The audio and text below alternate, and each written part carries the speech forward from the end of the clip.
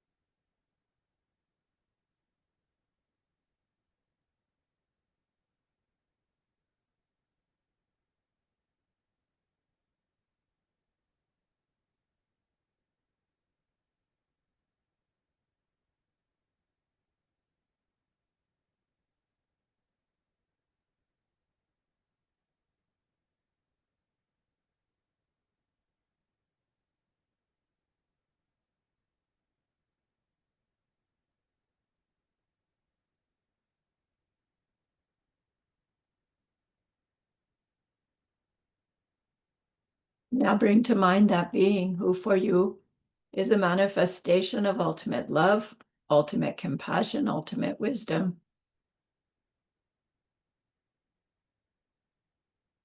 And there they are, gazing at you with their unconditional love for you, smiling at you with their holy great compassion, their wisdom radiating from them, that beautiful golden glow encompassing you in its light.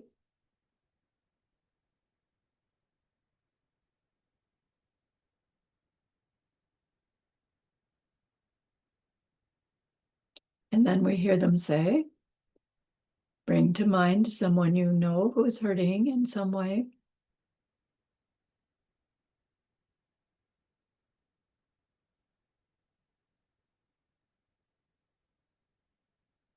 Feel how much you would like to be able to help them.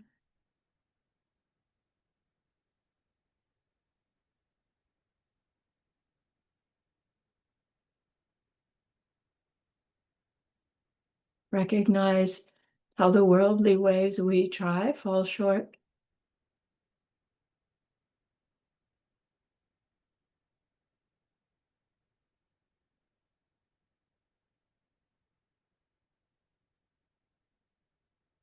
How wonderful it will be when we can also help them in some deep and ultimate way, a way through which they will go on to stop their distress forever.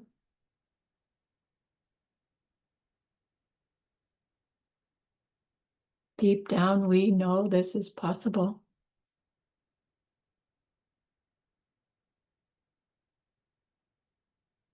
Deeper down, we know this is what we are meant to become.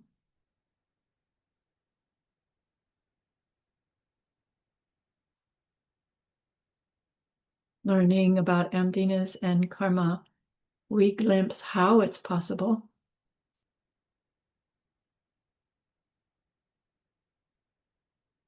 And so I invite you to grow that wish into a longing.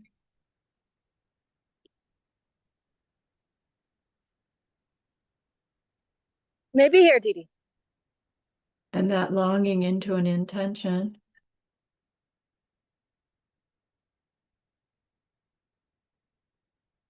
And that intention into a determination.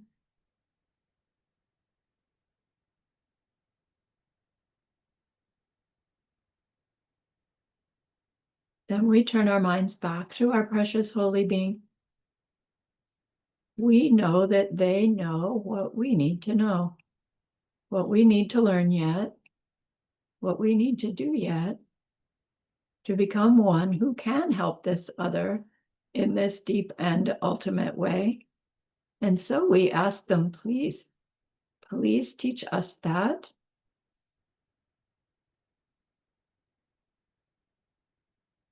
Show me that.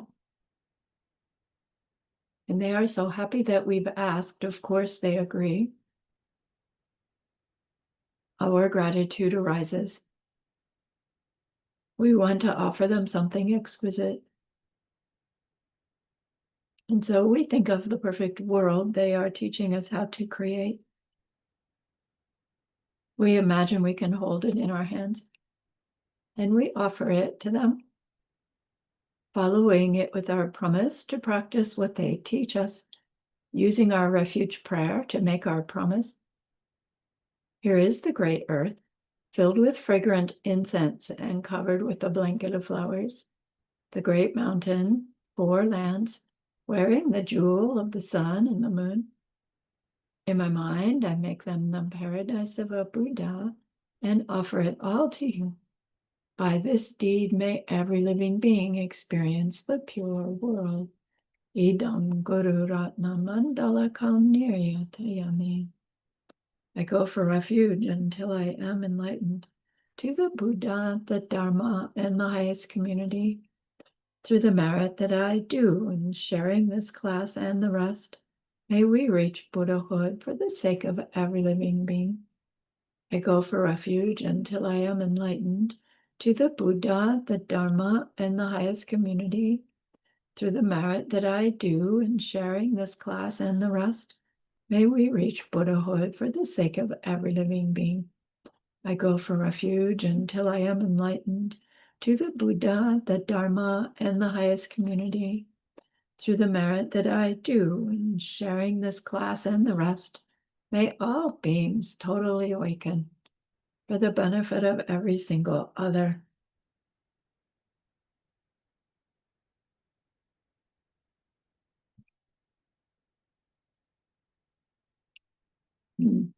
Last class, we had a little bit more to go about the Hatha Yoga Pradipika side of learning how to meditate. And what Lama brought up was that Hatha Yoga Pradipika at this point in your reading, where are we? Is discussing the practice of pratyahara, which means withdrawal of the senses. Here it is.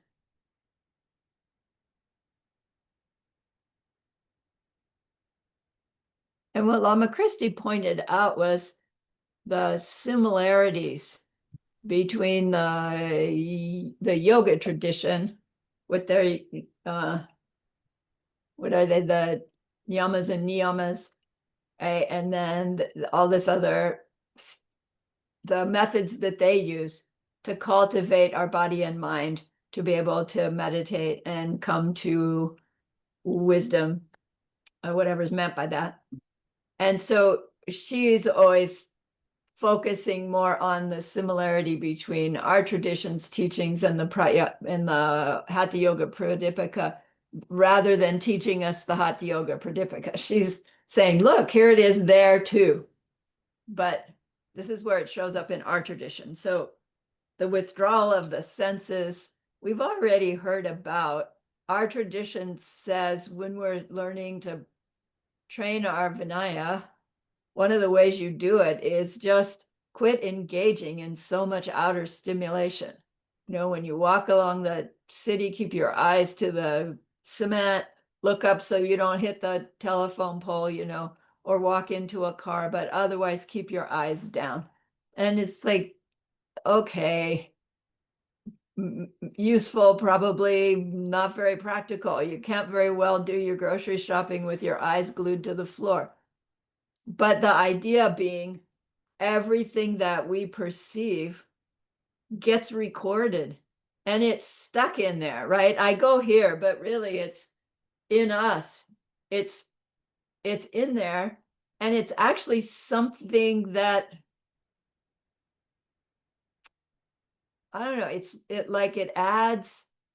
it adds to something in all of our perceptions. Every perception we have sort of complicates every other one.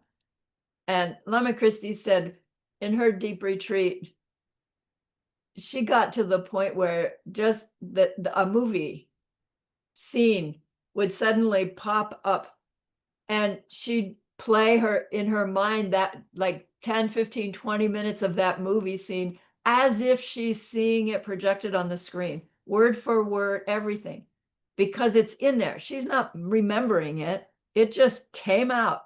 And it's like, how frustrating would that be when that's the last thing in the world you're interested in, but out it ripens, and you can't really turn it off. And it only can do that if it's been put inside there, is the point.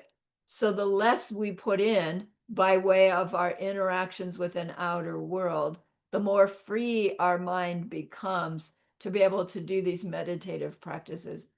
Kind of seems to me eons of like outer stimulation to spend one whole lifetime trying to withdraw the sense powers. We're not going to make a dent in those imprints that we've put inside there. So there must be something deeper going on here.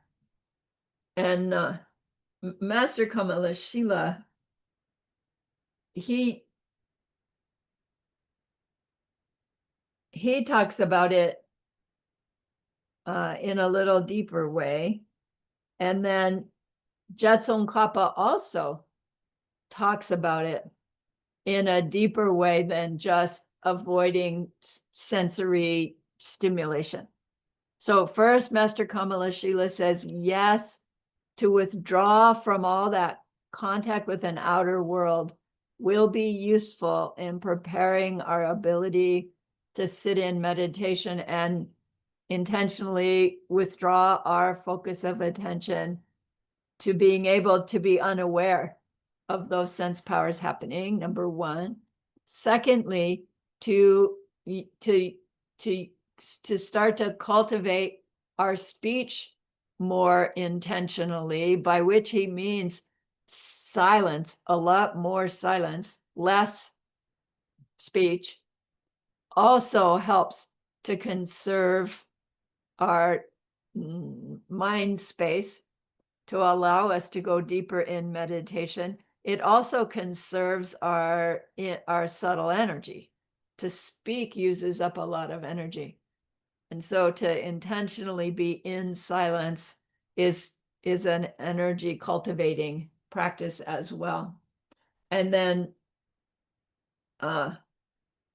there's the mental isolation that happens on the cushion as we're turning our focus in deeper and deeper and deeper, where we can reach a place where we are so focused inward that even if there's stimulation coming to the sense powers, we won't be aware of it.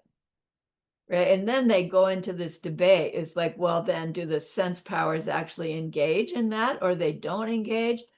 And it, like, I don't know, when you're in that state of disengaged with your sense powers, who really cares, in my opinion, whether they're getting vision and you don't care, or they're not getting vision, which is why you can't, maybe ultimately it's important.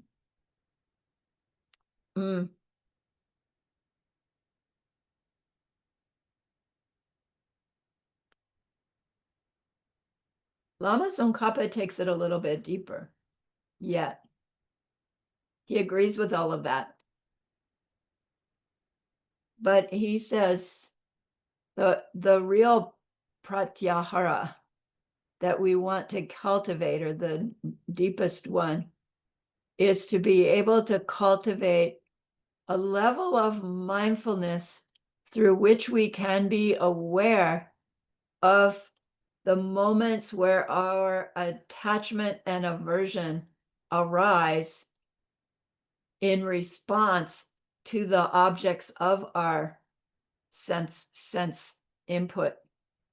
So he reminds us, right? Color, shape appear to the I ball, I power, I consciousness goes, oh, information, and matches pen. And then instantly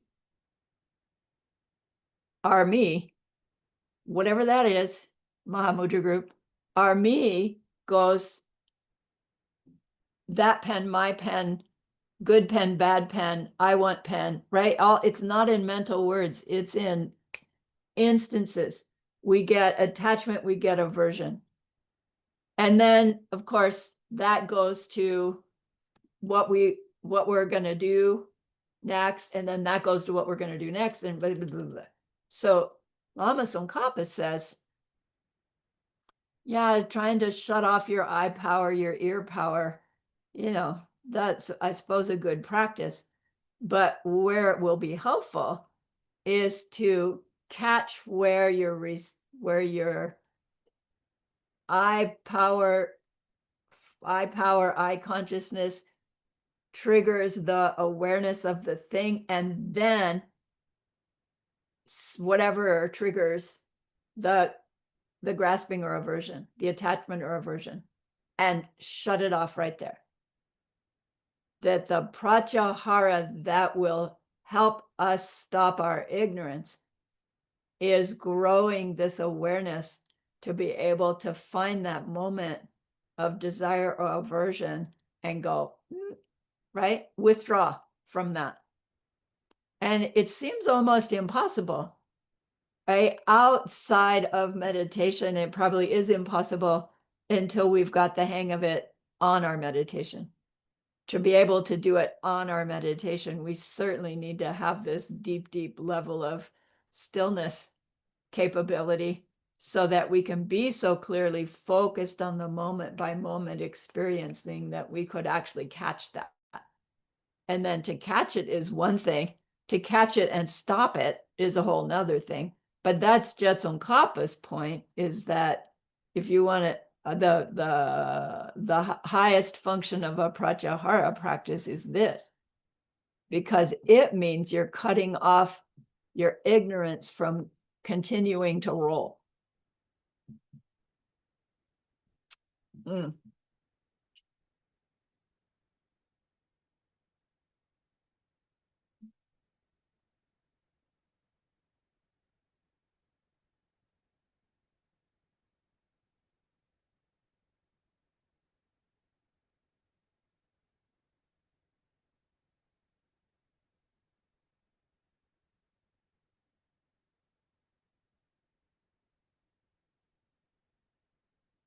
Lama Christie shared that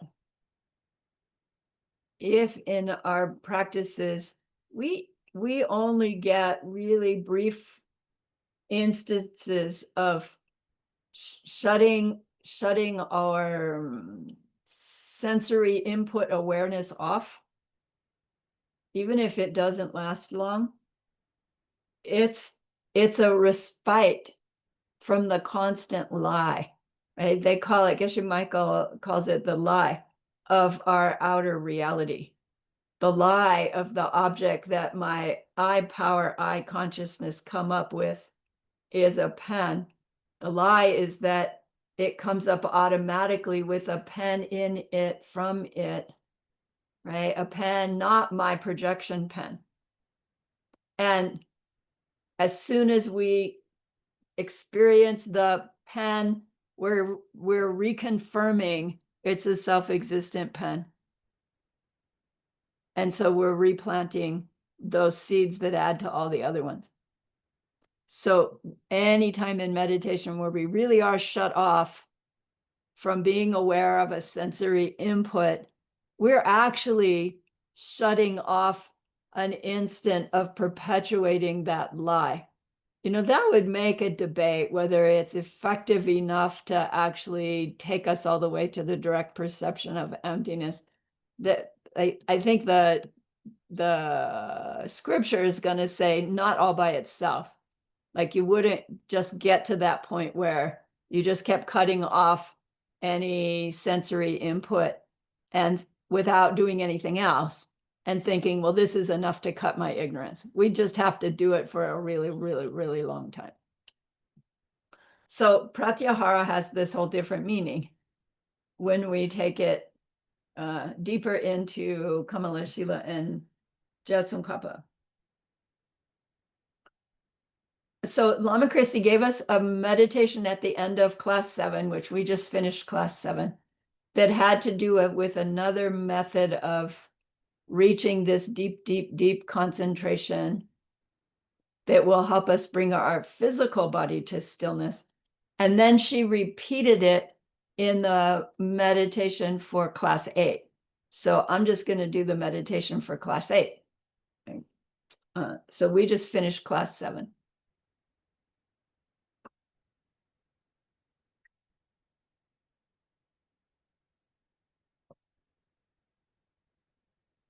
So let's sit together.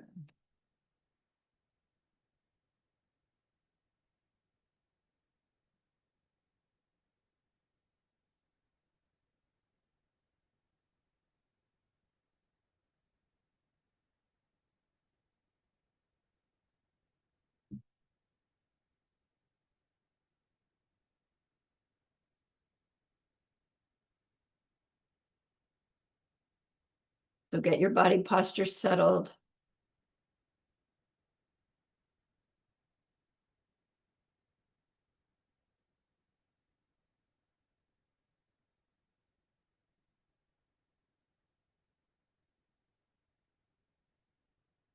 Push down on the sits bones. Slight pull up with your lower tummy, drawing that energy up, aligning spine, aligning chest, head. Scan back down the outside, inviting everything to relax.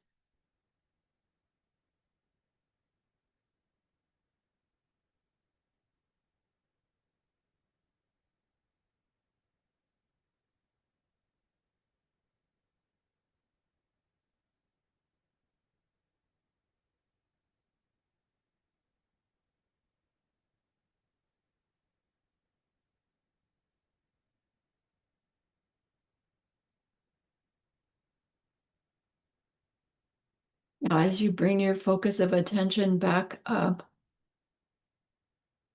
first, turn your eyes to look at a spot behind your forehead in the midline, a little above where your eyebrows would meet, inside about an inch. Your physical eyes turn up a little bit.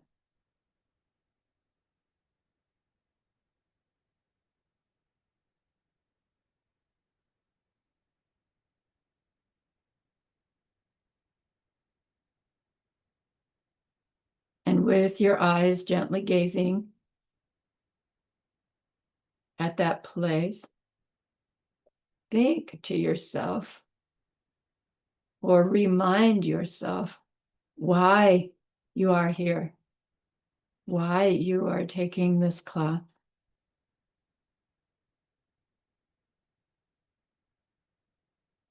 Why is it important to learn these holy things?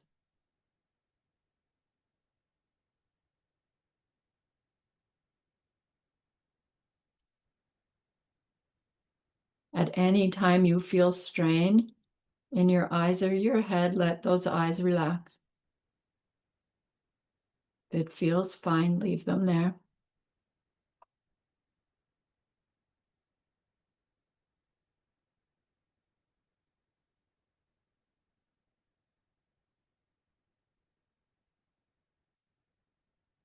Part of the reason you are here is because there's someone you know who's hurting, who triggers in us that feeling of need and desperation for us to reach our goal, to be able to really help them.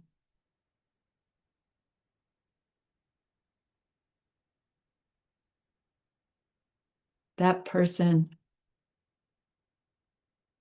in some kind of distress, urgent or chronic. They're waiting for something or someone to help them, to save them.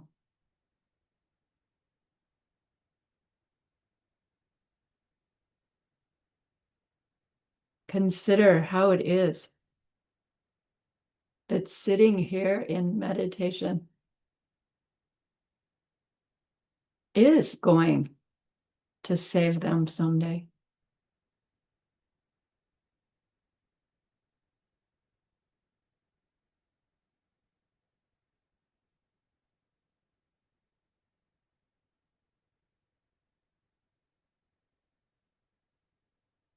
By changing you and how you perceive your world.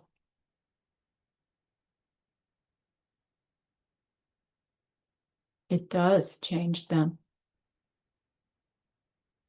save them.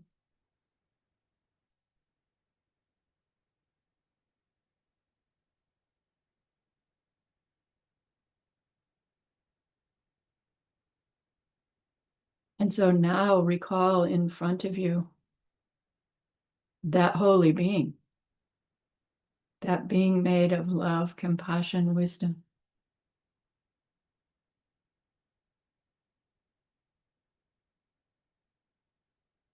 They are your purest embodiment of your own goodness, manifesting outside of you, manifesting in a physical form, if they appear that way to you in life, manifesting in an imagined form here now.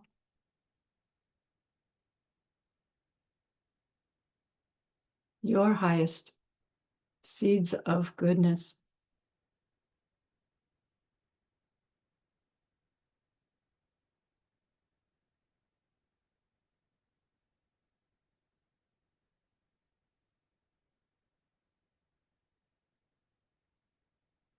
Now think about the karma of interacting with this being.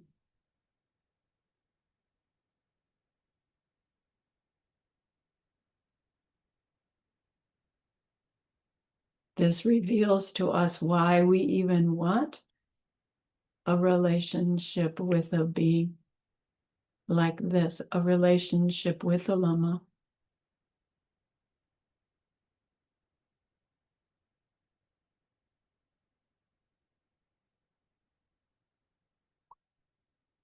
They are our most powerful karmic object through which we create the circumstances of our future that include every being in our world. And so we want to make them an offering.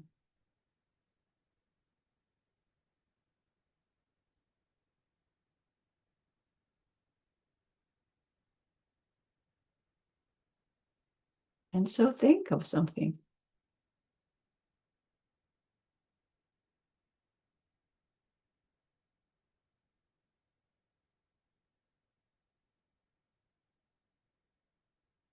See yourself offer it to them,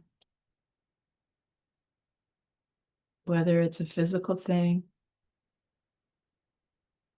or an explanation, and see them so happy to receive it from you.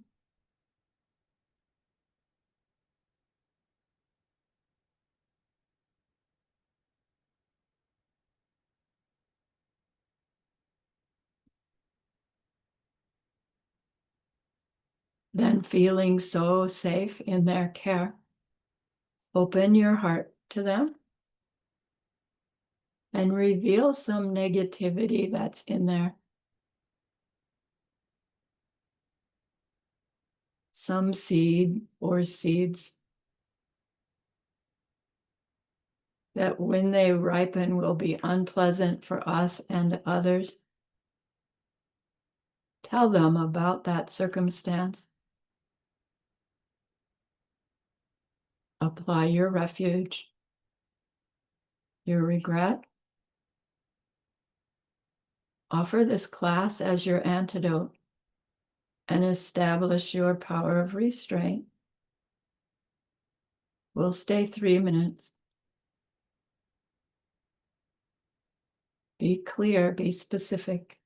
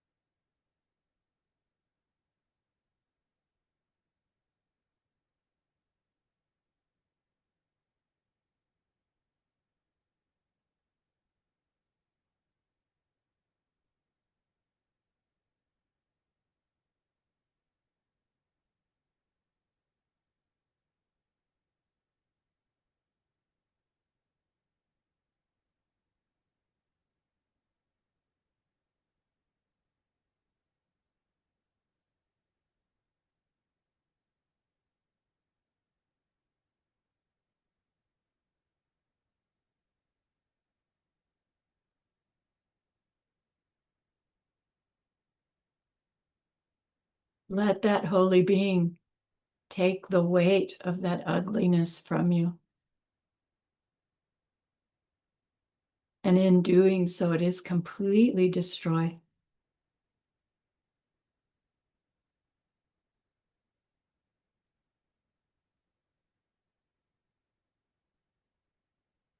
And then we rejoice with them in some especially kind thing you did recently. Tell them.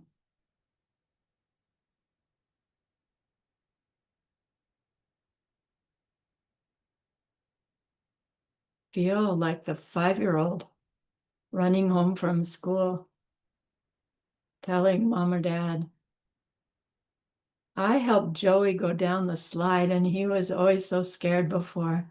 And we had such fun like that.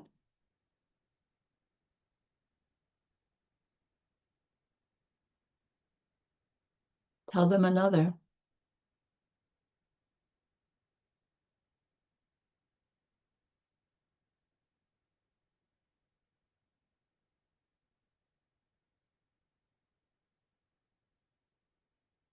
And another.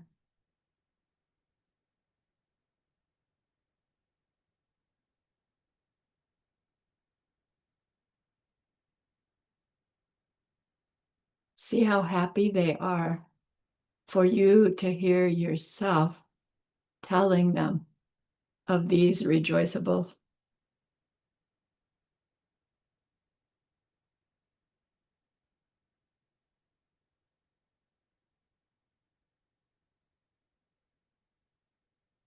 Ask them for their blessings to help you continue to do those kinds of kindnesses.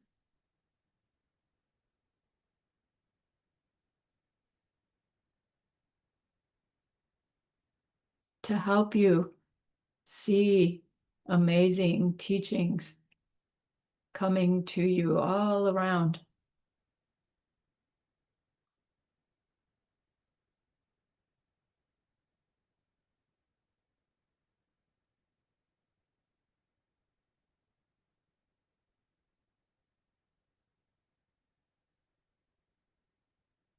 Ask them to bless you, to be able to see them inside every being you encounter.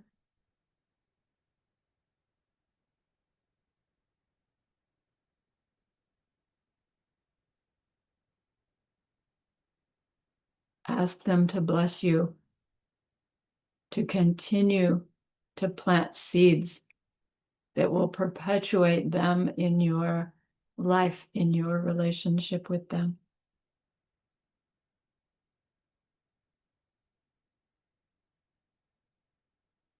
And of course, they grant all of your requests.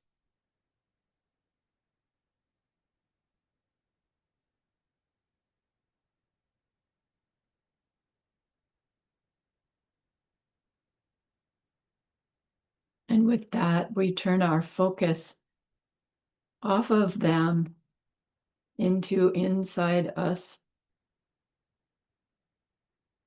finding that place where what we call breath exits and enters what we call our physical body. Find that location.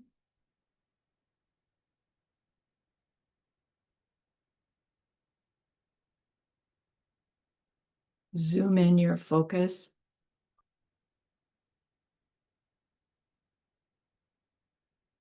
Watch with crystal clarity those sensations as the air exits.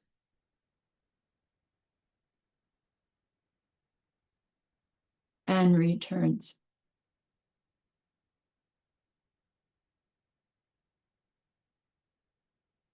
Notice the length of that exhale.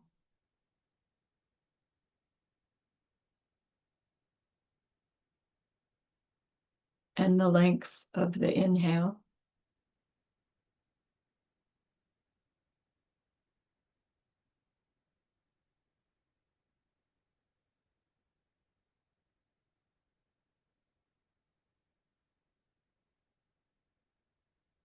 Invite them to come to balance.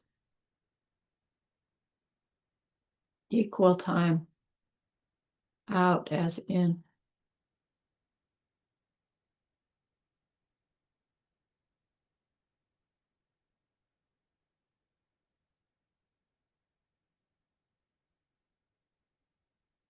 Just watching, enjoying.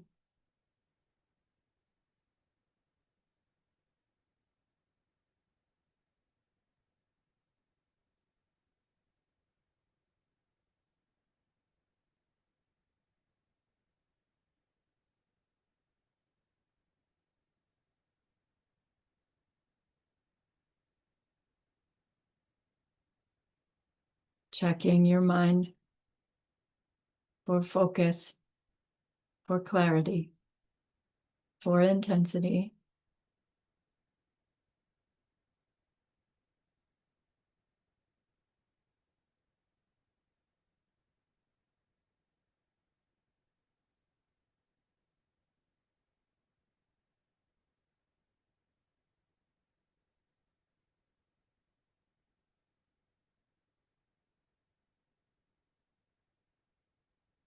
Now shift from that object to looking into the inside of your body. And you see that in fact, inside is completely hollow. It's a little surprising.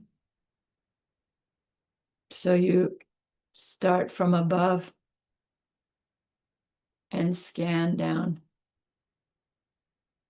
looking in all those places, surprised to find there's just beautiful, clear color, can be blue like the sky, yellow like the sun, pink if you'd like. Everywhere you look, this beautiful clear color space.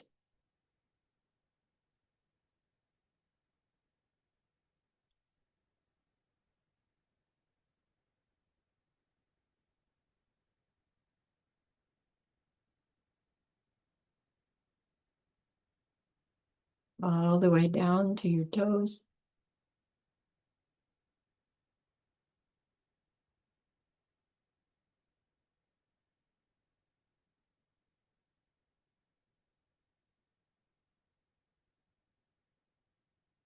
Then turn and come back up.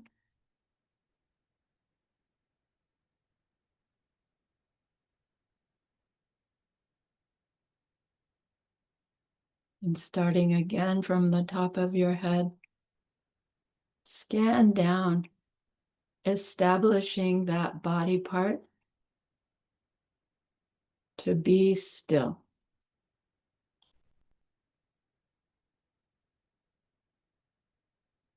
And feel the shift happen. Something in your head and face becomes immovable, intentionally immovable. Shoulders set,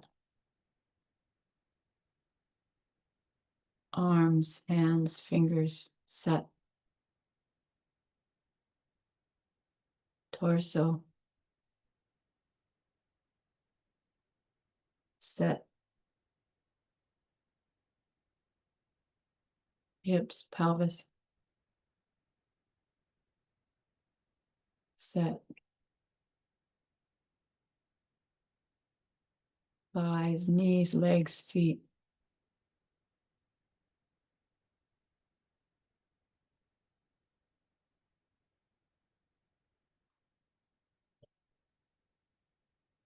set, perfectly safe, perfectly firm.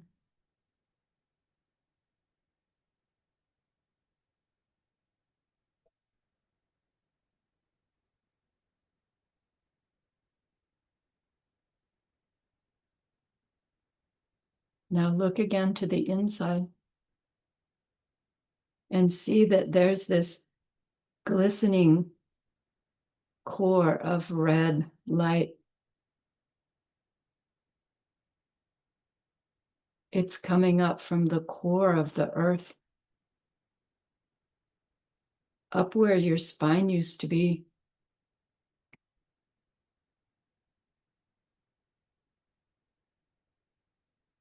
Going beyond you, straight up all the way to the North Star.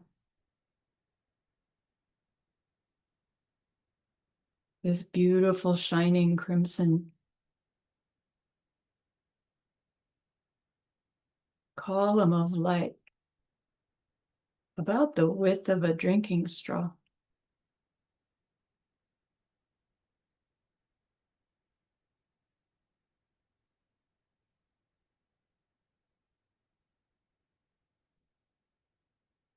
Get a sense of it mentally, visually.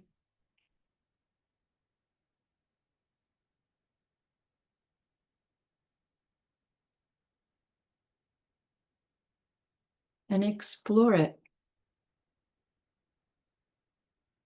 mentally, visually, experientially.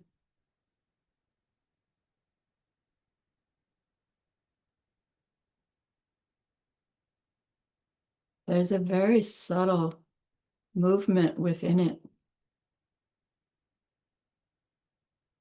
Perhaps it seems up to down, down to up. Perhaps it seems in to out. Open up to whatever experience it feels to you.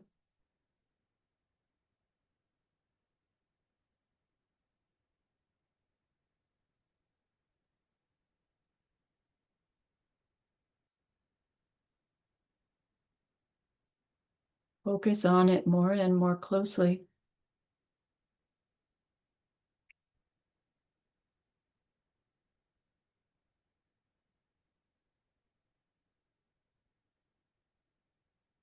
as if you are just this core of light.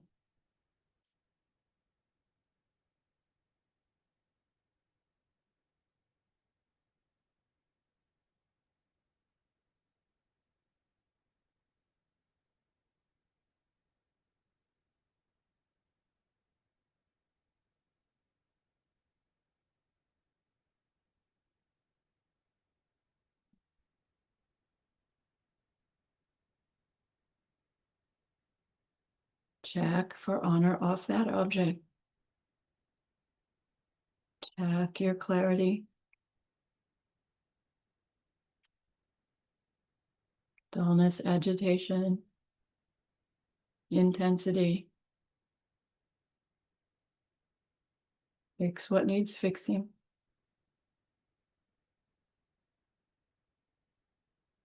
Back to this awareness of this core of light, beautiful, exquisite.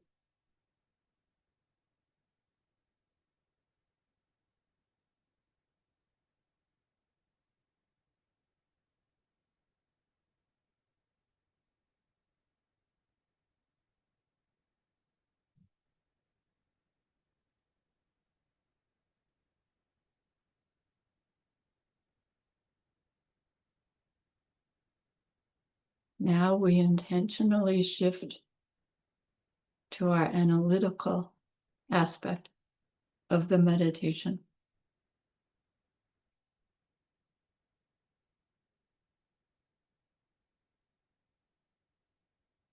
We have this core of light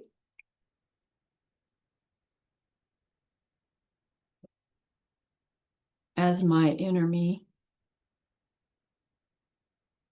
inside a hollow space with an outer outline.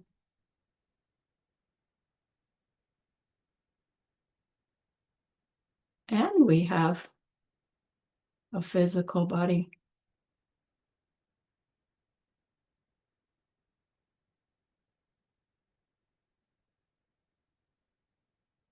Recognize how both of those ideas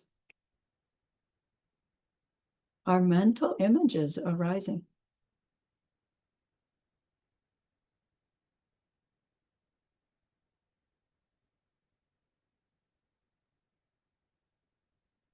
Is one of them more real than the other?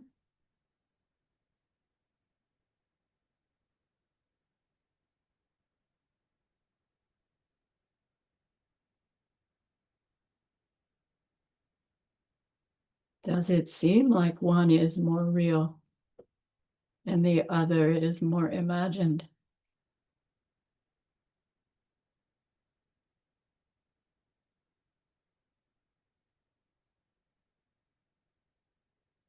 And that too is mental images, both versions.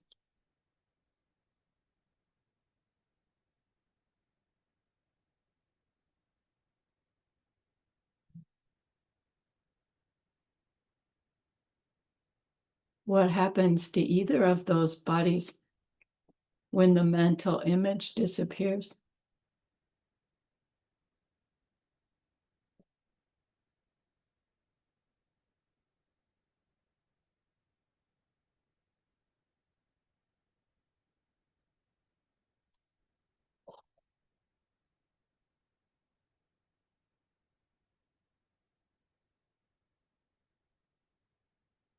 Can you find anything about your body that is not your mental image?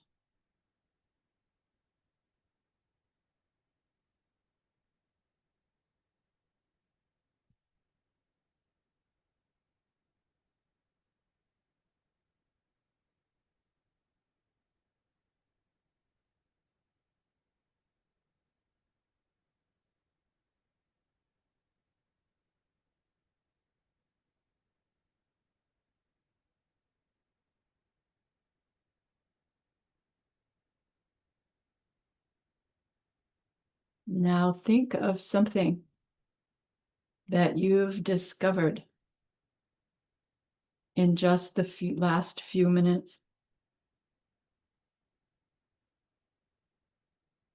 Try to go through the sequence to discover it again.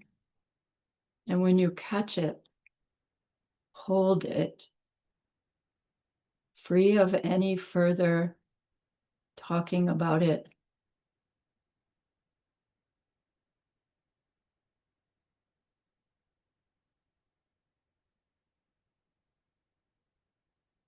Sit silently in its aha. We'll stay 3 minutes.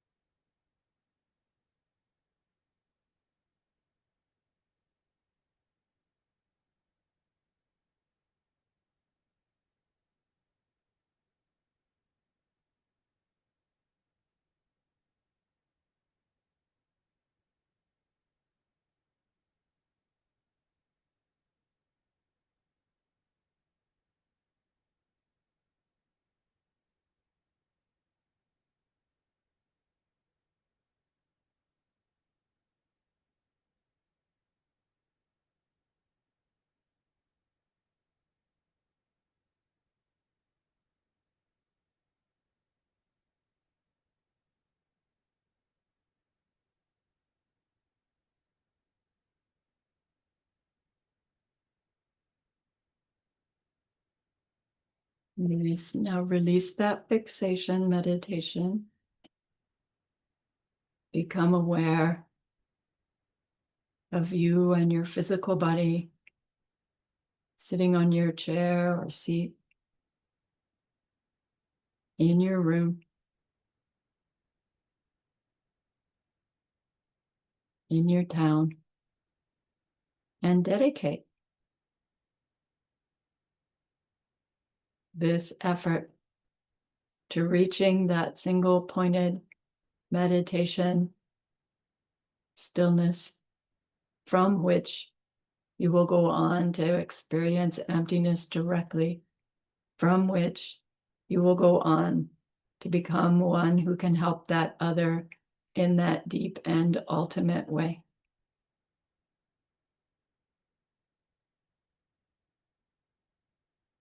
And then when you're ready,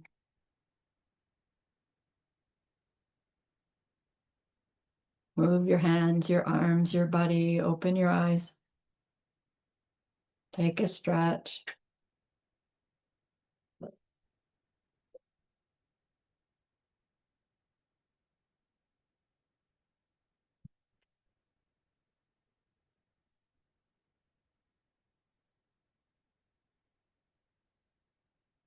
That was fun, hey?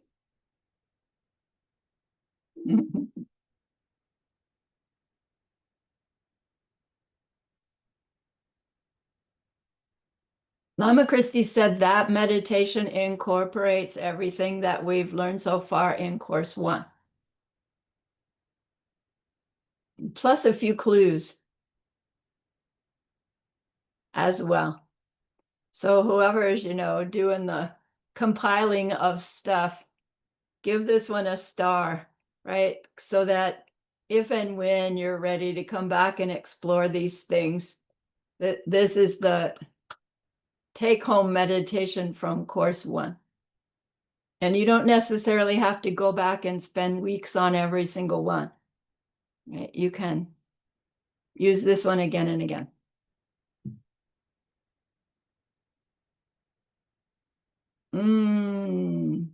Let's take our break before I start talking about it.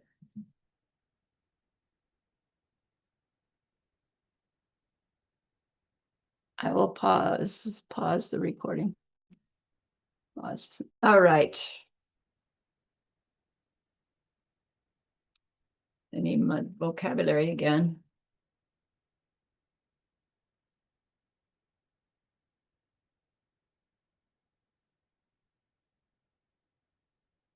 So Master Kamala Shila's Bhavana Krama text, steps of meditation. If you've noticed in the reading, it doesn't seem like it's been any instruction about how to meditate yet. It's been why we would want to meditate. And then what we need to do to gather enough goodness so that could meditate if we did ever sit down to do it.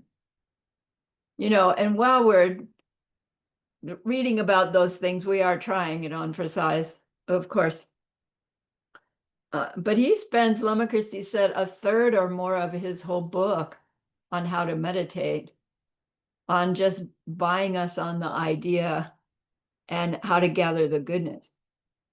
And then when he finally gets to the section about how to meditate, we would expect it to be, sit yourself in the posture like this, bring your attention to the breath like this, watch your awareness, notice this, fix this, check this. But he doesn't do that. He goes into wisdom. He talks about wisdom and cultivating wisdom and how to get to wisdom, which is telling us like what meditation is really for. It's a tool to grow our wisdom. Ultimately, of course, the wisdom of the direct perception of emptiness and all the wisdom we gain along the way to that, and all the way we use that wisdom. I don't know, would we say to grow our wisdom towards our perception of ourselves as Buddha me and Buddha paradise emanating? So he talks about 3 stages of our meditation work. And he does say we need to learn the wisdom by relying on teachings, many, many teachings, and then thinking about what we learned in those teachings, and then meditating on that, what we think we've learned, so that we can make it more real, more accessible. And we know that threefold practice is Tu Samgom. It's study, study, study, contemplate, meditate, which really none of those actually help us unless we also serve, right? Others, the Lama, the Dharma, the Sangha, so that our efforts in study, contemplation, and meditation can ripen a good result. So he does say, yes, Tu Samgom. But in his deeper explanation, he starts talking about what we know as Shargom, Chegom, Jogom. Remember those terms from ACI 3? Shargom is review meditation. Chegom is analytical meditation. Jogom is fixation meditation.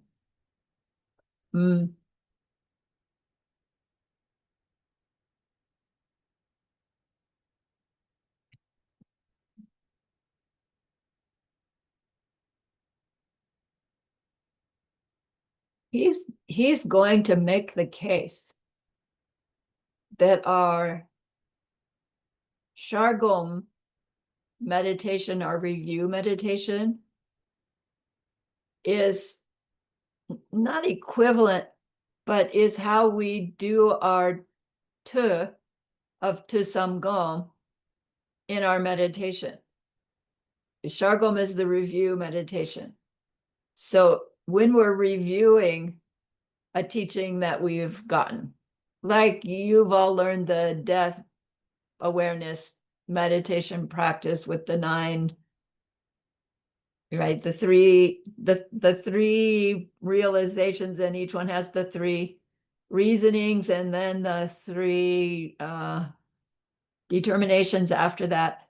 If you review that, it's the same as studying it again, right? On cushion, you do a review meditation. It's like taking another teaching in it. You're just telling it to yourself. Then Jegom, the analytical meditation, is the on cushion equivalent of some, the contemplation, the thinking about it, the chewing on it, the applying the reasoning to come to some aha. And in meditation, we catch that aha and we fixate on the aha. No more conceptual thought. We've come to the conclusion of the debate and we park on it and stay there. And then, of course, we lose it for whatever reason. We get distracted or we start yakking about it again. And we might need to go back, do the analysis again, get the conclusion, park there. So any given meditation session mirrors our Tu Samgom off meditation practice career by way of reviewing the teaching, Shargom, doing an analysis of some piece of it, and then parking on the aha that we get, whatever it is. So they recommend that in any given meditation session, we do some amount of all 3 of these so that we're gathering the goodness of the Tu Samgom. When we did this meditation, you noticed we did the preliminaries. The preliminaries are a version of the Shargom meditation. It's gone through the sequence, reminding ourselves of what we do in the sequence, but also mental wording to ourselves why we're doing it. Right? That holy being, they know what we need. They love us. They've done what they had to do to become that. I admire them so much. I want to be like them. They can help me become like them. Wow, that's so great. I want to offer them something. Because they're such a powerful karmic object, then I use them to clear my heart of negativities. At our Shargom, we're actually doing it, but we're also replanting seeds in our mind to know to do that, right? To know our preliminaries. And in the process, we are spending time at my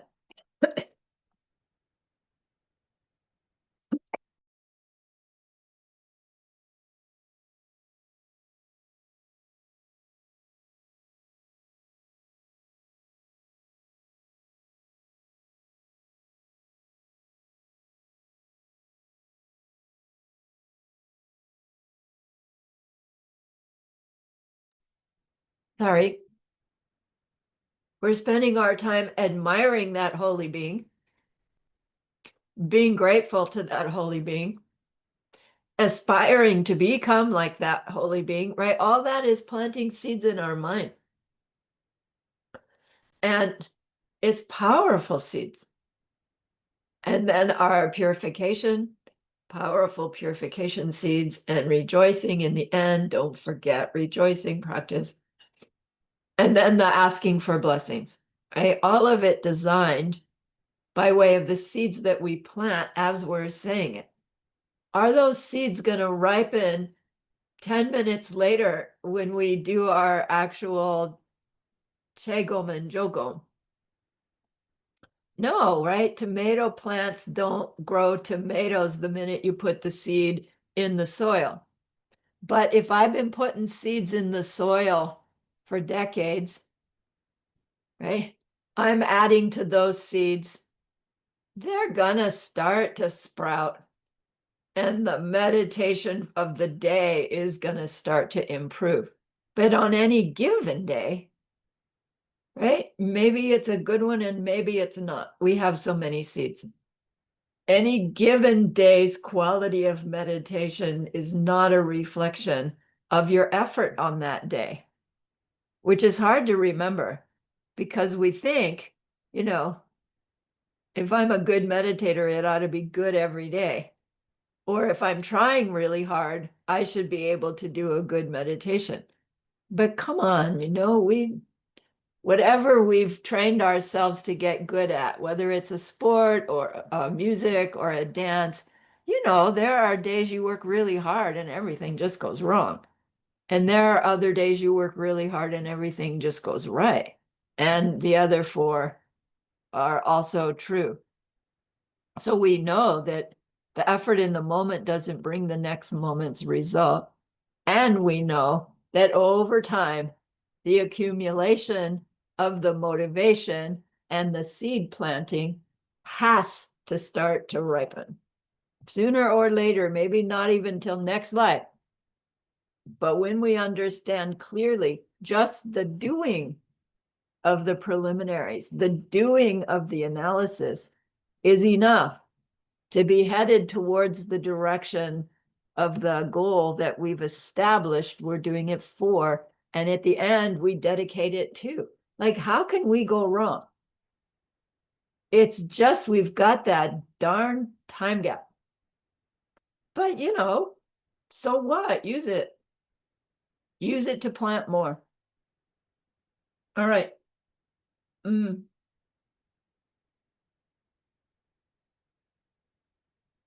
So apparently the Huashong and Master Kamala Shila's debate about meditation, if you recall, the Huashong was saying, bring your mind to stillness and get it to stop. And that when you can get your mind to stop, you are experiencing, its ultimate reality. And Kamala Shila's argument was, it is true that there is a point in meditation where our cognition, our conceptualizing and mental wording needs to come to an end. But it's not that we're trying to turn everything off, because when we turn everything off, we're not completely off. There's still a subtle awareness aware that I'm trying to perceive nothing. And those seeds will plant for us a future where we can't think at all, even when we want to, right? It won't bring the result of a wisdom being by turning our mind off. That, in fact, for meditation to grow us into the wisdom beings that we aspire to, we need to be using our meditation time to plant those seeds for that wisdom being. And to do that, we need to learn what it takes to transform from misunderstanding being to being who doesn't misunderstand, and review those instructions again and again and again to strengthen the seeds so we don't lose them. And we need to cognitively, logically think through the explanations about how things seem to exist but can't, and how they do exist but we can't see them that way, and how nothing exists in any other way than that, to be able to work ourselves through the analysis to come to the conclusion of, all right, beyond words.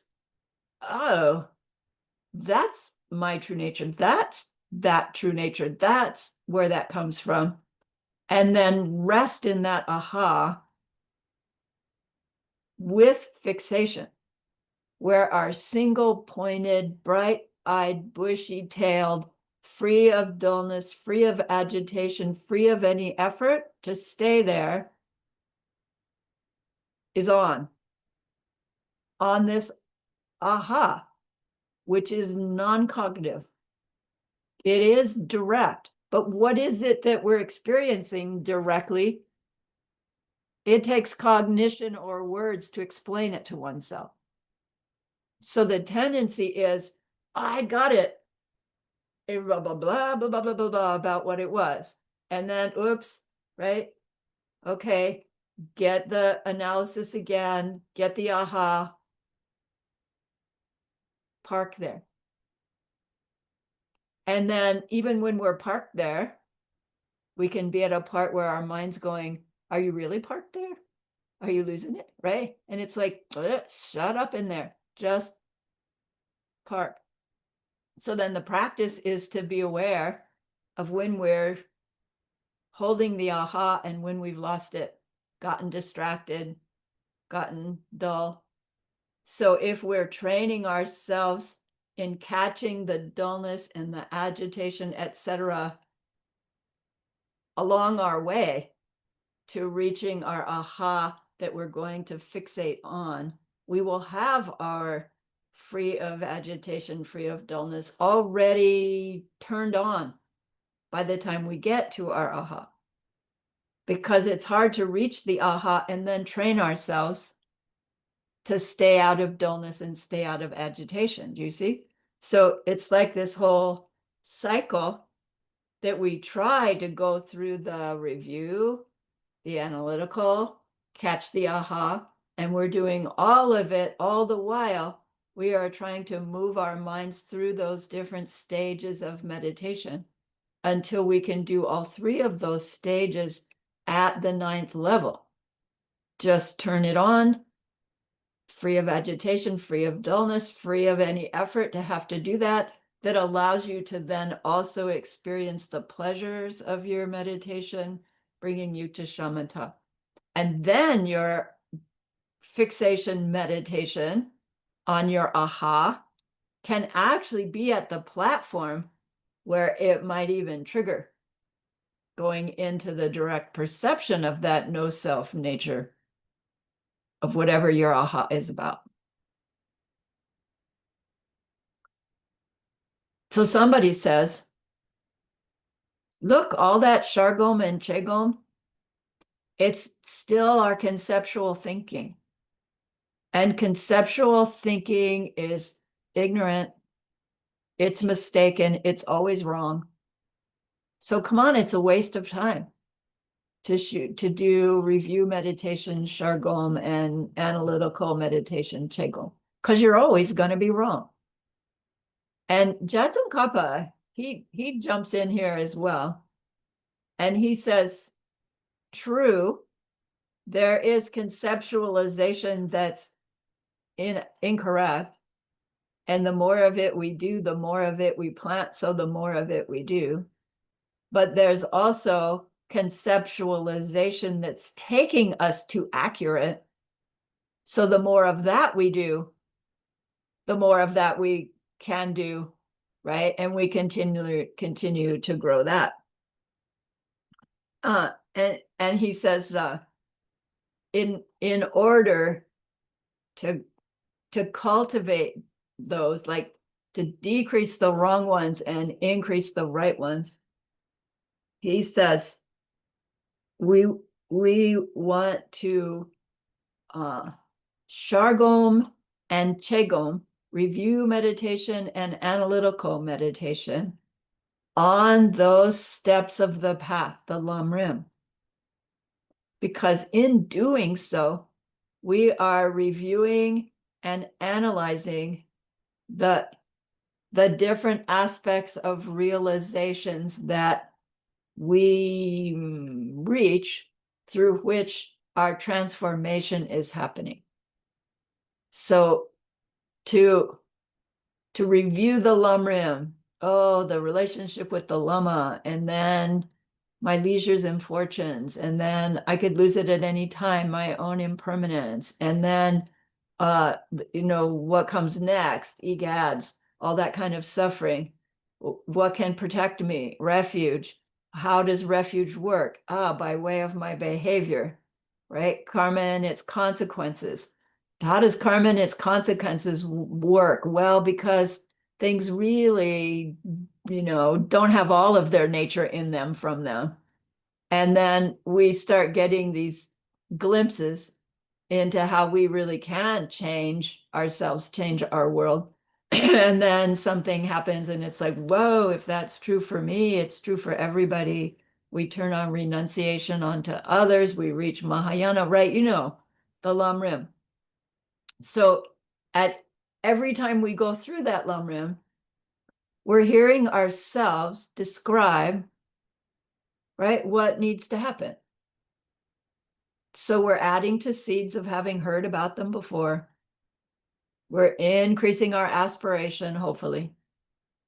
And then when we stop on one and do our analysis of it, we're working out, why is it that a being can be a powerful karmic object for me? And how does that help me? And how is it dangerous to me? Because what if I establish a powerful karmic object and then, I treat them badly? Yikers. But what if I treat them really well? Wow. The power of that. We think of everything that we've learned and we apply it to this particular LAM that we're studying again and again and again until we get some deeper aha than we had before. And we go, oh,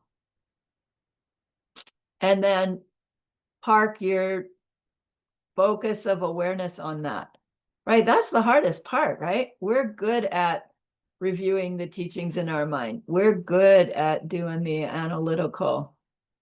But to park on the aha and stay there, I don't know, maybe you're good at it, but I'm not. It's like deep, deep, deep, deep, deep, right? Shut up in there. So Kamala Shila and Jetsun Kappa, they both say, yes, it's frustrating that you sit down in meditation and you want to get so still and calm and settled that nothing's going on inside there. And they say, great, you'll reincarnate as a rabbit or a cow. If you want Buddhahood, make the effort, Shargom, at least with your preliminaries. And then do the analysis according to whatever your practice is to reach the conclusion, park on the conclusion. How much time you spend on each of those three sections is totally up to you. Right? All of this is self-driven, as we know.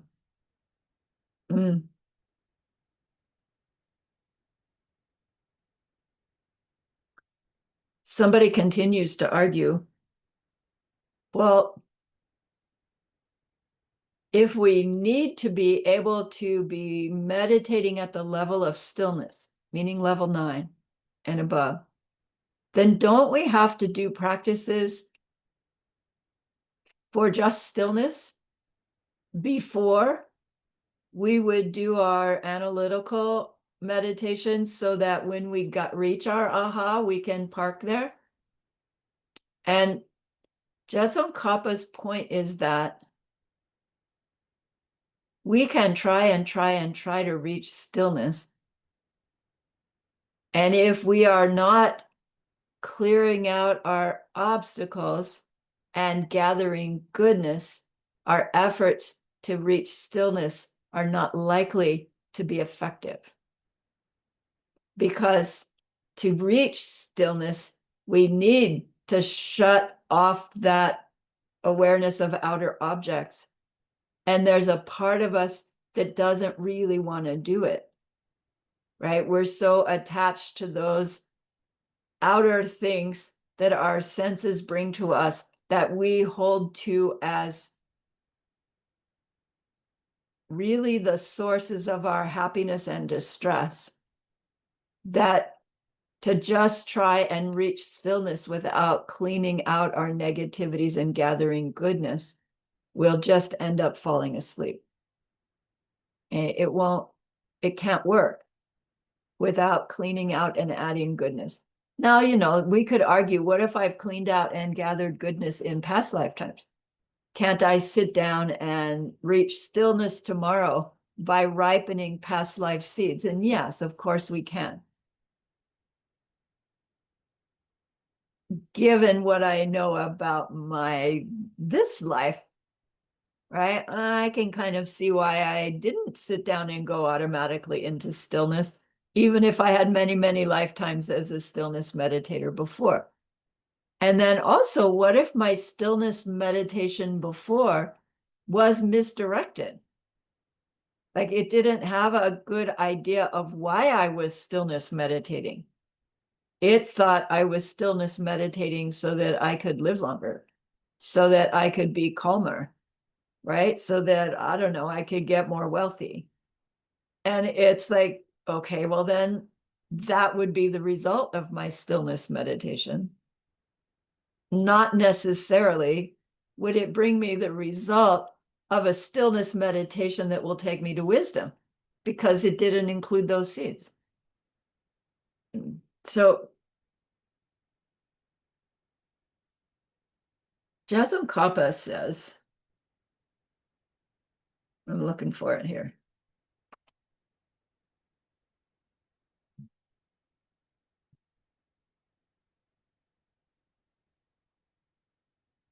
He says, when we do these analytical meditations about the different pieces of the Lamrim, the different stages of the path, meaning the different realizations that we want to gather through which we transform, he says, there are some of those analytical meditations that function to clear out the obstacles.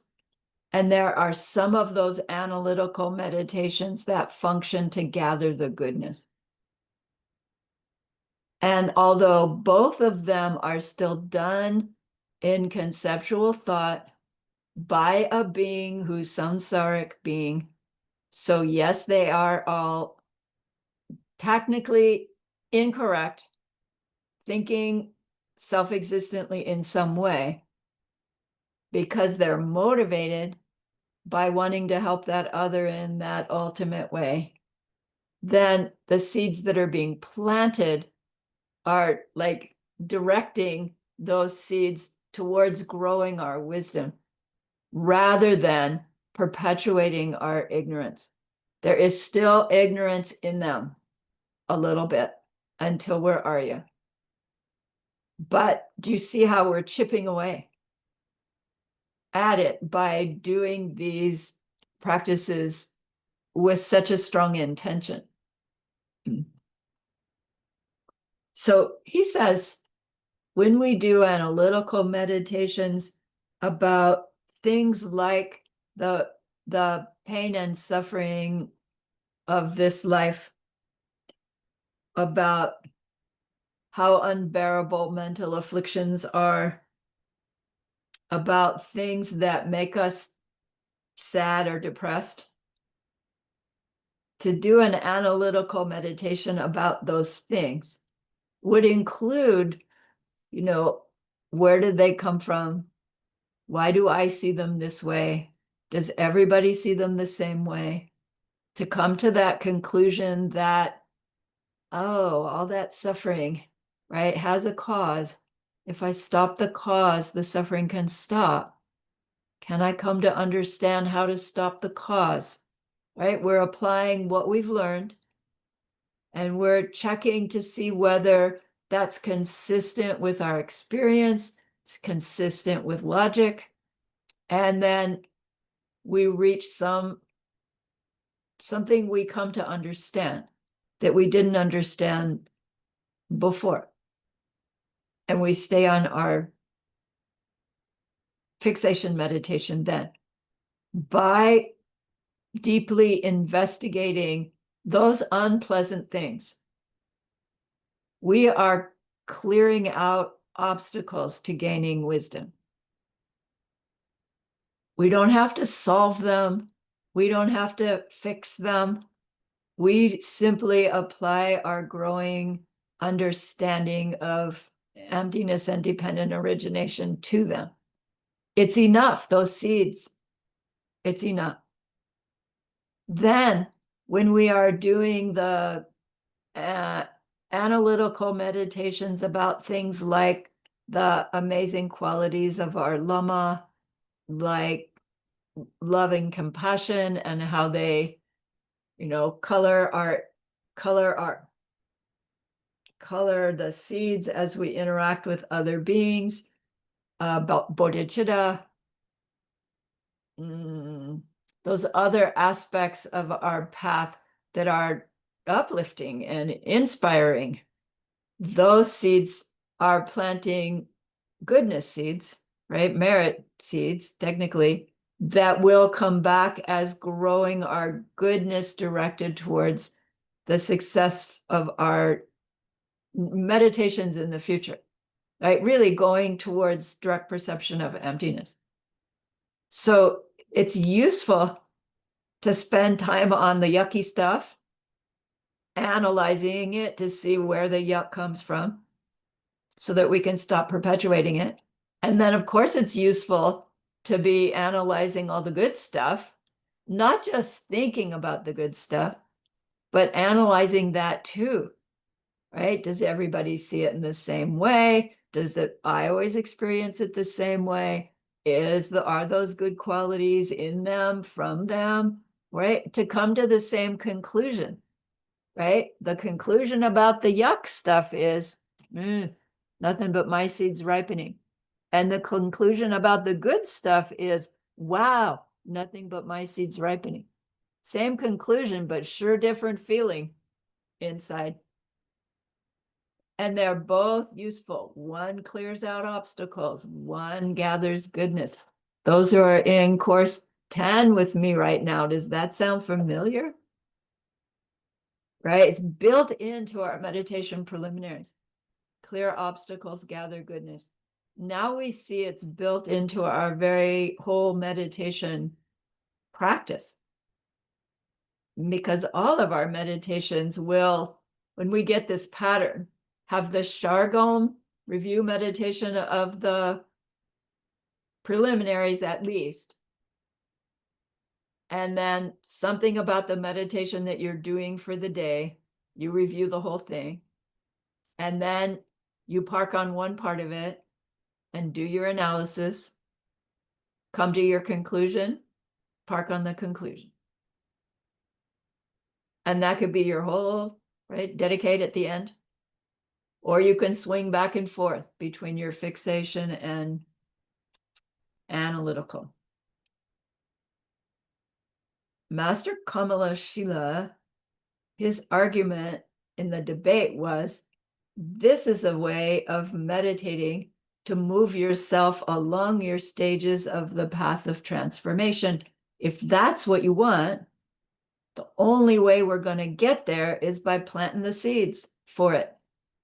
And here's a way to plant the seeds. Other meditations do other things. But if our goal is nirvana or Buddhahood, he says, I offer you this tool. He's not saying it's the only way, although kind of he is, but he's not saying it's self-existent.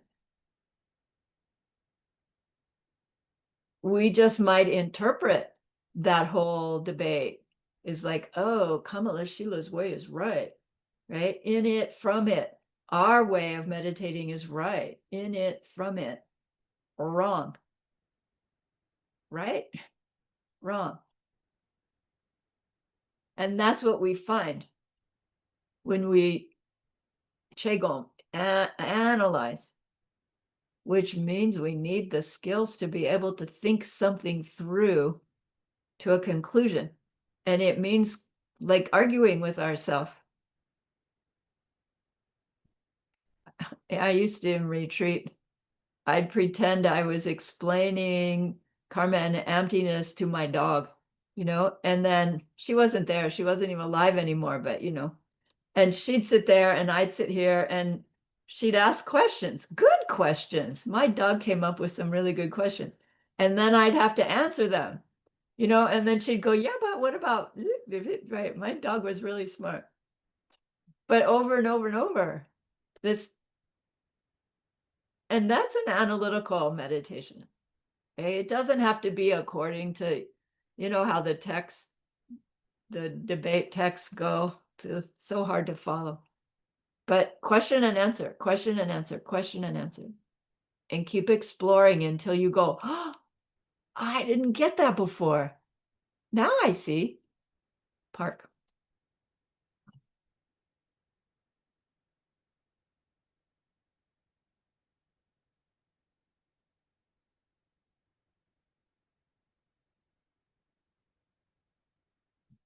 Jason Kappa says, these two methods, clear out obstacles and gather goodness, are the highest way to get to both a state of stillness and a state where we can see emptiness directly.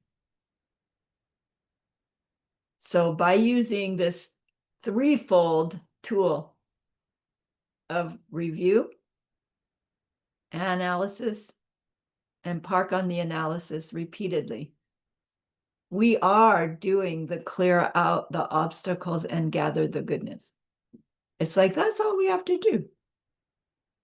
Not so hard. Then lastly, Lama Christie said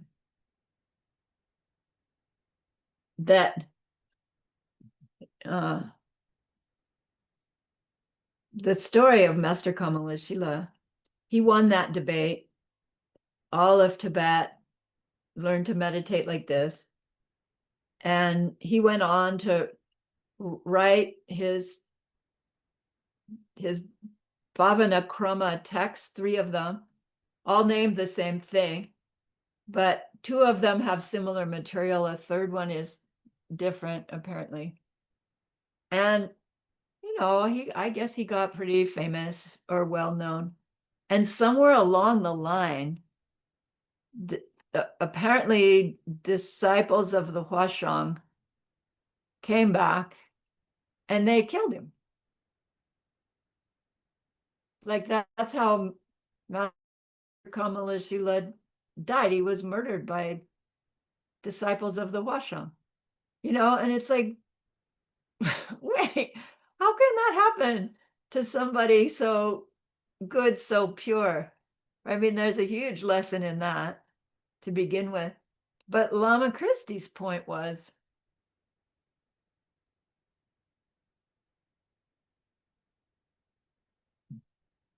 the world was a dangerous place back then. Tibet was a dangerous place back then. And I mean, the Huashang's disciples were probably monks. You would think they would have known better. So who knows, right? In their mind, I don't know. But Lama Christie was saying we live in a world, right? She's talking to us at Diamond Mountain in 2007, 6 maybe. And she's saying it's safe for us to come to Diamond Mountain and study these things. And it's safe for us to disagree with other people about our belief system. At least it was. And she was saying, those are extraordinarily rare circumstances to be safe, to study and practice these things, because it wasn't always that way, even for those beings that seem so much further advanced than we. They had the goodness of that advance, but they also had this other yucky seeds too.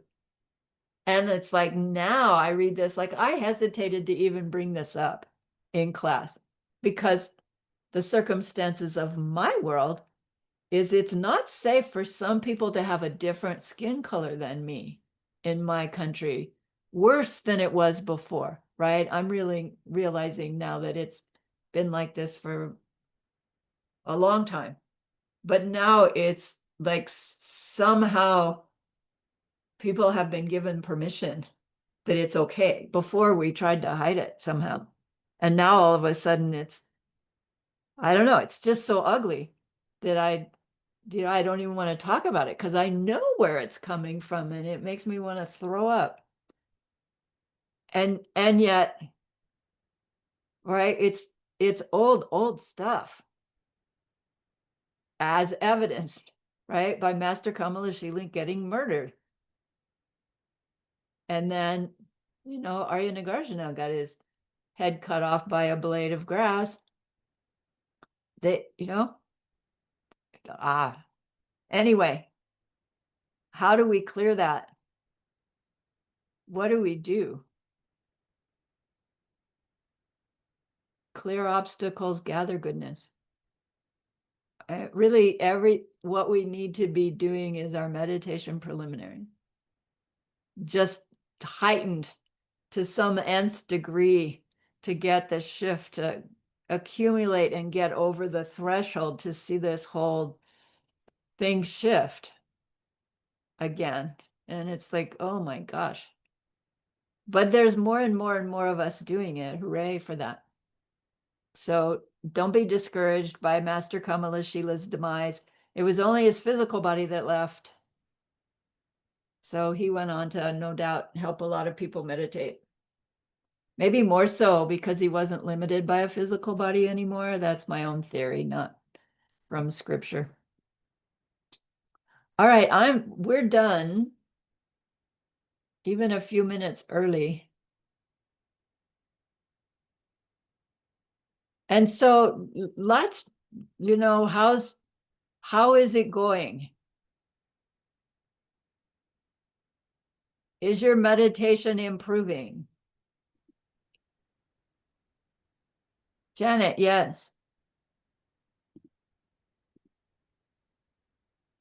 I'll get the text, but is it the second one that you're teaching? The second?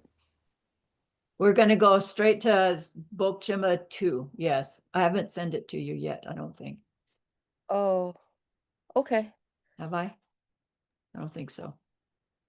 I'll send you the whole file for the reading for Bok Jinpa 2 that I have. I may not have all of it, but I'll put together what I have. It's coming starting next week.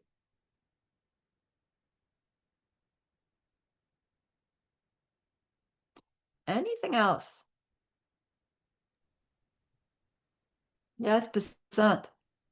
Thank you for teaching us, Mama. I missed you while you were gone. Thank you. I've been keeping my meditation journal, which has really helped me. Yay. And yeah, I'm not sure that my clarity is getting better yet, but my consistency is getting better. And it's great to have my journal. And it's great to meet with all of you weekly to remind me why this is so important to me. So Yay, I'm really enjoying the class. Thank you. Thank you. Thanks for that feedback. When we work for a living, it's so hard to have clarity because our total scattered state of mind to keep us safe in the world. And then we don't get enough sleep. We just can't get enough rest. And so it is a real struggle to be able to clear out those dull yuckies. But it is doable by way of seeds. Right? So it will come. Even without more sleep, it will come. Yes, Janet. That was strangely enough in the meditation for me, because the person I chose, it was, yeah, he was suffering, but it almost was like a teaching or a warning. So he was working in a hospital in Chicago and he got long COVID. And he's one of my alchemy partners. I used to live in Chicago. And doesn't he doesn't join our group meetings, and like once a week we would do clearings together and write prayers together. And I asked him if I could help him. And he said he thought about why he had long COVID. He gets disability, like very little money, like $2,000 a month. And he shared with me he thinks he keeps himself sick so he could not have to work. Yeah.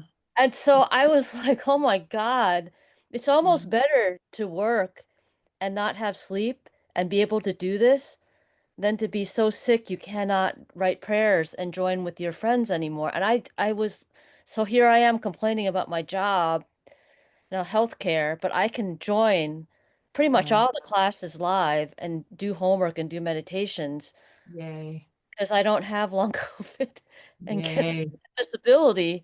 Right. I don't think I'm looking at things correctly when I look at the people that are suffering. I don't know. Yeah. And that's an aha, right? That's beyond words. The aha that you just got, that you shared with us, right? That's a park your mind on that in a meditation. It's not like all of a sudden you'll be able to just to say the words. Now I understand that aha better. The end of the aha, you come out going, what was that about? But you've changed as a result of it. Nice.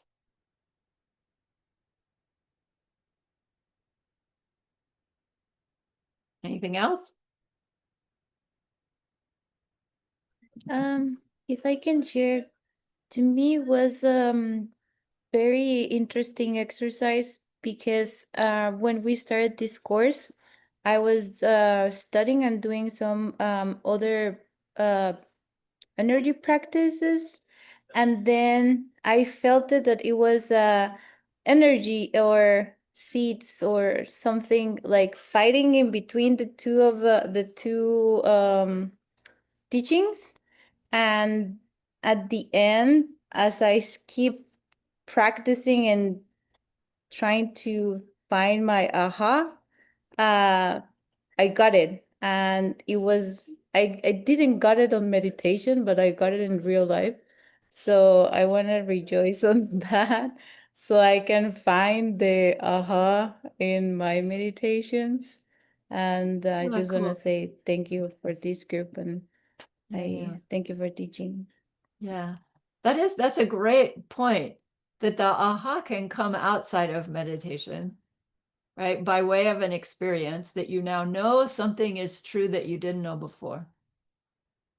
And then you can take that into meditation, right? That will influence your meditation. You don't have to review it, but you've changed because of that. Yeah. Cool. Nice. Thanks for sharing. Actually, that just reminds me, I don't know if it's helpful for anybody because this is such an advanced group, but a few weeks ago, Joe and I went to get my dad, and then we went to Manhattan in my dad's car. And then at the end of the day, I was sitting with my dad, Joe went to get the car, and he was coming, and we were on the phone, and I was like, baby, I don't see you. And he's like, I'm right in front of you. I'm like, I don't see you. And it turned out he was in my dad's car. And I couldn't see him because I was looking for our car. And then once I saw the car, it is that was exactly the sensation you describe of throwing the identity onto the object.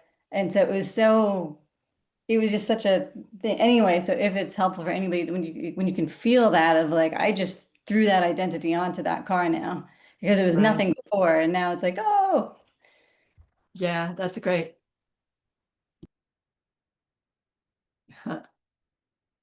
Aha, right? Great. So when we were doing our Bok Jinpa courses, we would finish a course in 5 weeks, right? Two classes a week. And then we would have 2 or 3 months off. And we were instructed, to pick parts of what we had learned in that class and work on them, dig in them deeply.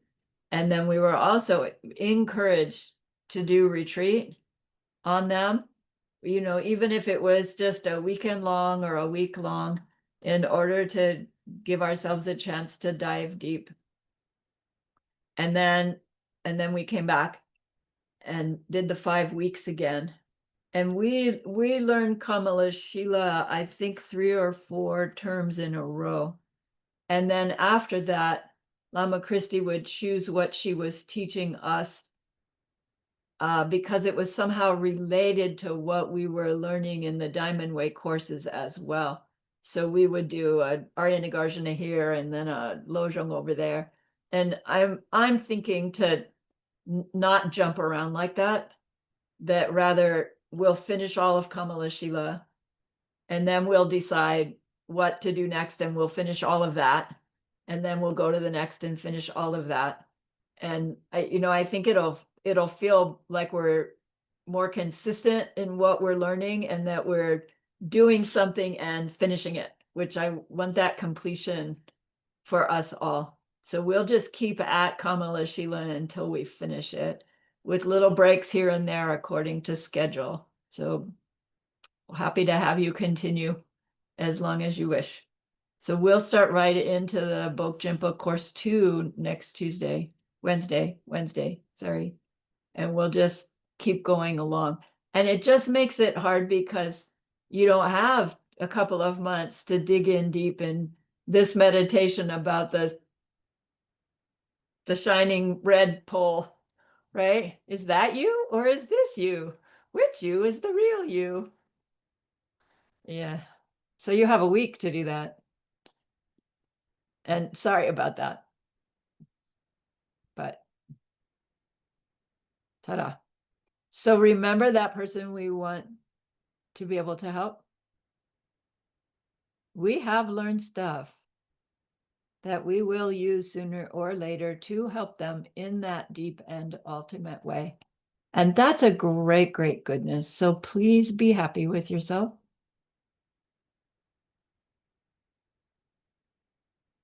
And think of this goodness like a beautiful glowing gemstone that you can hold in your hands. Recall your own precious holy being. See how happy they are with you.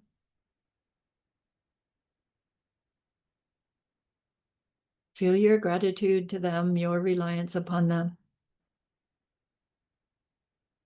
Ask them to please stay close, to continue to guide you, help you, inspire you. And then offer them this gemstone of goodness. See them accept it and bless it.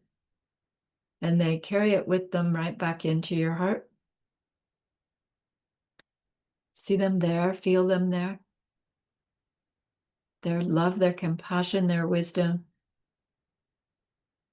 It feels so good, we want to keep it forever. And so we know to share it by the power of the goodness that we've just done.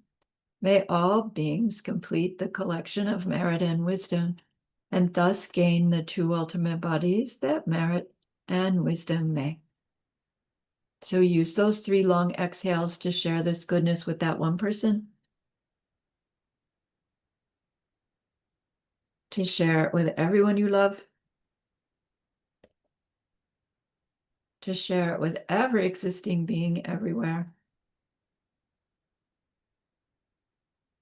See them all filled with loving kindness, filled with wisdom, and may it be so. Okay. Yes, Coco.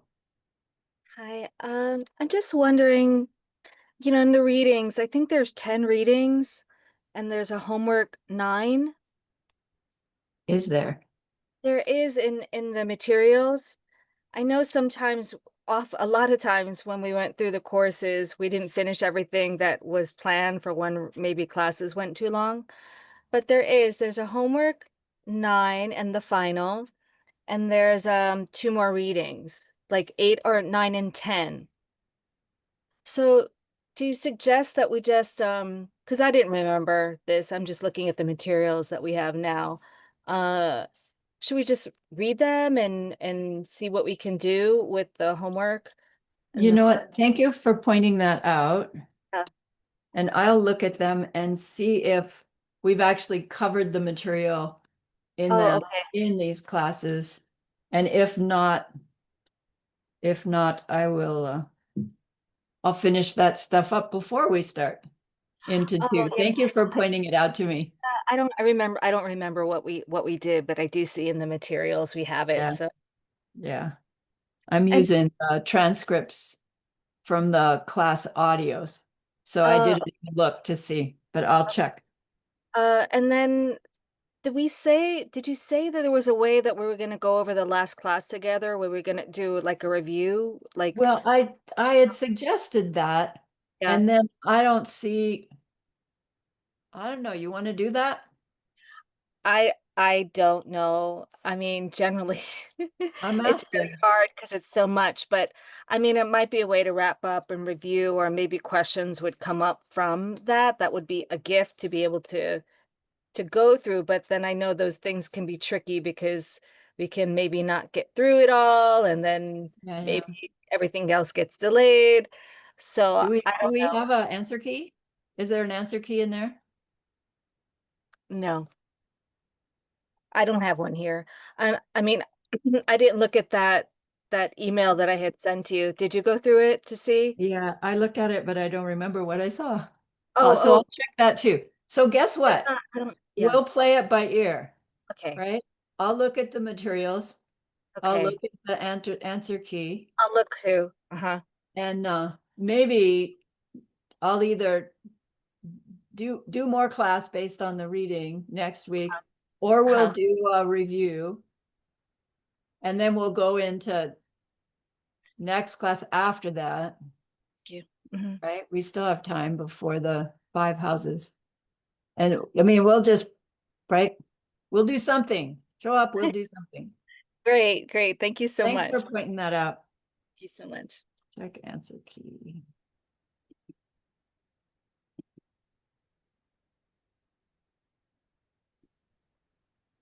All right. Thank you, my dears. Thank you for the opportunity. I benefit most from doing this. So thank you, Thank you, Lama. For sure. Nancy, lovely to have you. Everyone. Thank you. Okay, Have a good rest, dear Lama. Love you. bye. Bye. Thank you. Oh, wait, I have to stop. We do have the answer key, by the way. We do, okay. Got it. Then we'll either do review next week, or if there's more class. I'm not sure if I don't have the answer key, does that mean I didn't print everything out?